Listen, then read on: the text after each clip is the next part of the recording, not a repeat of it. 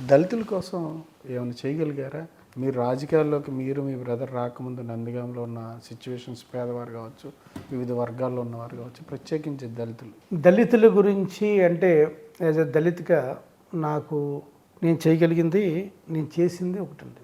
నందిగామ నియోజకవర్గంలో దళితులు ఆత్మగౌరవంతో, ఆత్మాభిమానంతో బతికేటట్టు చేశాను. ఎందుకు, ఎలా, ఏంటనేది నేను ఆన్ రికార్డ్ నేను చెప్పలేను. కానీ ఆత్మాభిమానంతో, ఆత్మగౌరవంతో ఉన్నారు. ఎవరిని కూడా మేము డిసోన్ చేసుకోలేదు, ఓన్ చేసుకున్నాం. మాతో పాటు ఉన్నారు.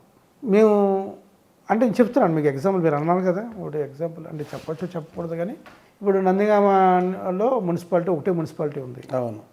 మా మున్సిపల్ చైర్మన్ పాపం వరలక్ష్మి గారని ఆవిడ చనిపోయారు. యాక్చువల్గా వరలక్ష్మి గారు అని తమ్ముడు అనిపిస్తాను, నేను అక్కని పిలుస్తాను.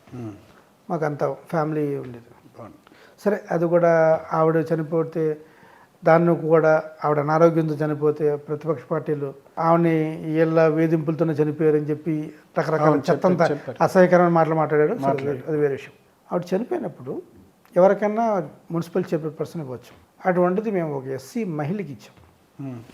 అంటే మా ఉద్దేశం ఏంటంటే, ఒకటి ఏంటంటే పలానా కులమని ఇవ్వలేదు తప్ప సుమా ఈవిడ ఇలా క్యాస్ట్ అని చెప్పి క్యాస్ట్ చూడలేదు. అక్కడ ఎవరు అర్హులు వాళ్ళకి ఇచ్చాం, ఎవరు సీనియర్టీ వాళ్ళకి ఇచ్చాం.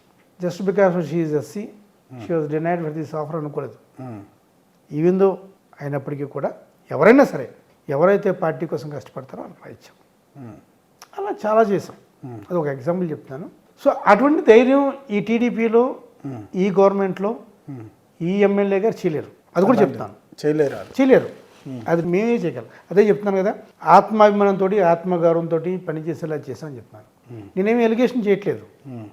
నేనేమి ఎలిగేషన్ చేయాలంటే ఏదో చేయొచ్చు, ఆత్మాభిమానం చేయాలి. అదే చెప్తాను. నేను ఎవరిది డైరెక్షన్స్ తోడు, ఎవరికో డమ్మీగానో లేకపోతే ఎవరు నాకు ఇంకోటి ఎవరు షాడో మేము ఉండవు. గెలిచినా రాజులా ఉంటాం, ఓడిపోయినా రాజులాగా.